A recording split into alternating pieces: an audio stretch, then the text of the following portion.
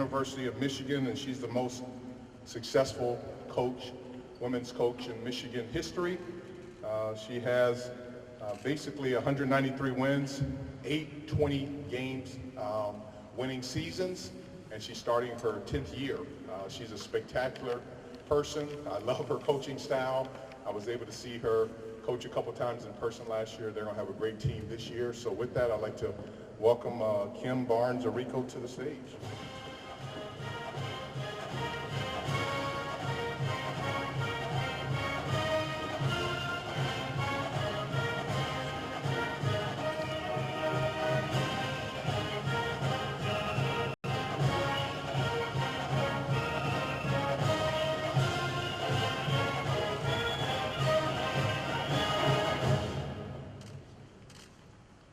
Everyone. I actually called my son at college this morning and I told him that I had to follow Kevin Warren, and I was the first coach that would be speaking. And he told me that, Mom, you remember you always used to tell me that they put the best hitter in the leadoff spot? So I was very nervous. He made me feel a little bit better. Great to be here this morning. Great to kick things off. And I just want to say a special thank you to Kevin Warren for having us here today. I think it's really important for our programs to be here today with the success that women's basketball has had recently in the Big Ten. I think it's a great opportunity for our student athletes to be in this environment and to get this media attention. So I really would like to thank Kevin for that. I would like to thank the Big Ten for that opportunity as well. I would also like to thank Kevin Warren for the opportunity that he has given me personally and Naz Hillman and our student athletes this past year with the initiatives that he started with the Equality Coalition. I think that's been really important for us, for our program specifically, but for our conference. So thanks, Kevin. Really appreciate that. To speak about our league, I think I'd really like to kick things off with that. We are stronger, and I know I've said this before, but we are stronger than we have ever been from top to bottom. Obviously, we had 4 teams go to the Sweet 16 last year, which is incredibly impressive because we weren't getting a lot of that buzz and a lot of that attention heading into the NCAA tournament. And when it was all said and done, I thought the Big Ten was absolutely incredible. So we are stronger than ever before. I think we have some fabulous young up-and-coming coaches, new coaches in our league that are just absolutely terrific. And then we have some veteran coaches. So it's a great mix of coaches, but really a great mix of players. Obviously, I have a favorite in Naz Hillman. She's an All-American. She's Big Ten Player of the Year. But, you know, Caitlin Clark, Ashley Owusu, Leah Brown, we can go down the list of the tremendous players that we have in our league as well. So I think it's really a time to be excited about Big Ten women's basketball. I'm excited about our program. Obviously, we have Naz returning. We lost 2 starters, but we have a great core returning, a great group of new assistant coaches, a lot of energy and a lot of enthusiasm on our campus for sure. We get to work every single day with Coach Howard and our men's program as well. We work side by side, and there's just a lot of excitement on the campus at the University of Michigan. So at this time, I'll open it up to any questions that you guys have.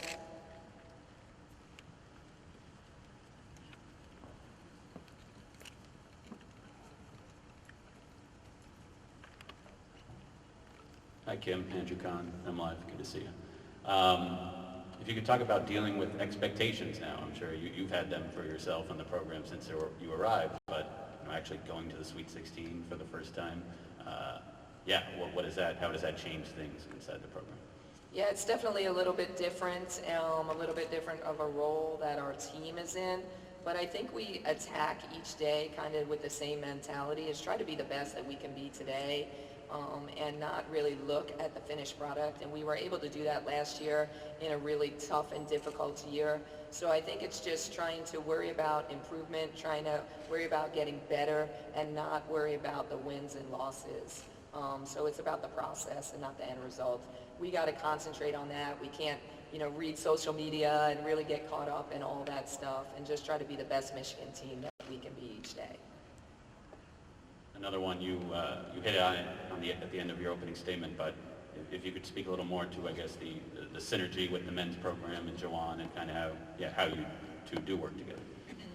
Yeah, I'm sure you guys know in the room, but Joanne Howard is a pretty special man, and when he first got to Michigan, I had been there for a number of years, and he'd be sitting and watching practice, and I would say, "Oh, thank you, Coach, for coming to practice." And he'd be like, "Are you kidding? We're family. This is what we do. This is what we do at Michigan." And then, we'd have a game, and he'd be in the front row. This is pre-COVID, of the arena, and one of our players would make a play, or Nas would have an and one, and he'd get up and he'd be swinging his hand. And after I'd say, "Thanks, Coach, for coming to the game and bringing your family to the game," and he said, "No, this is what we do at Michigan. We're a Michigan family," and he does that with our program, but he does that with every team in the university. So our men and our women are together every day. We share the same facilities. We spend a lot of time with each other, and I think we have a mutual respect for each other, and it's a great relationship to have. It's really a difference maker for sure. Hey, Coach James Boyd, Herald Review. I know the NCAA recently used the March Madness, slogan with the women's tournament now, and how significant do you think that is for that in today, like you all have been saying, having the women's game just being put on a higher platform and more accessible to fans and things like that? Yeah, I think it's outstanding. It's incredible, and I think last year there were so many tough things that happened through COVID and so many hard times through COVID, but there were some real positives that came out of it, and the opportunity for the women's game to be on the big stage last year, and for so many people to get to watch our game, and for so many of the inequities to be shown, I think really opened up a lot of people's eyes and has given us an opportunity to really push the needle and move forward and use our platform to move forward. So this is just another great example and a great opportunity for our women, for women's basketball players, but for women athletes and women in general. Corsi from Sporting News. There was discussion a week ago, and it was in the Gender Equity Report, about having Final Fours simultaneously in the same city. I wondered whether you thought that was a good idea, or whether it might be better for the women's game to grow to follow the model that the softball World Series has used and done so well. Yeah, that's a great question. It's actually one we were on the plane last night, and Nas Hillman and Leah Brown asked me how I felt about that, and we were kind of bouncing different things around. I don't know. I think it's really good conversation to have. I'm not sure if I have a real feeling which way that I would go at this point, but I think it's great that we're really having those conversations and really trying to figure out what is the best for the female student athlete. Is it best to put them in an environment where the men are having their Final Four, or is it best for them to have their own place? And where would we get more media attention? What would be the best situation for those student athletes? So I don't know. I'm still thinking about that. I don't have my own personal opinion really on it, but I think it's just great that we're having these type of conversations and that we're moving the needle forward.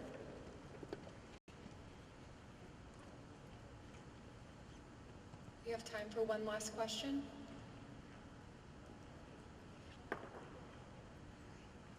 Thank you guys. Have a wonderful day.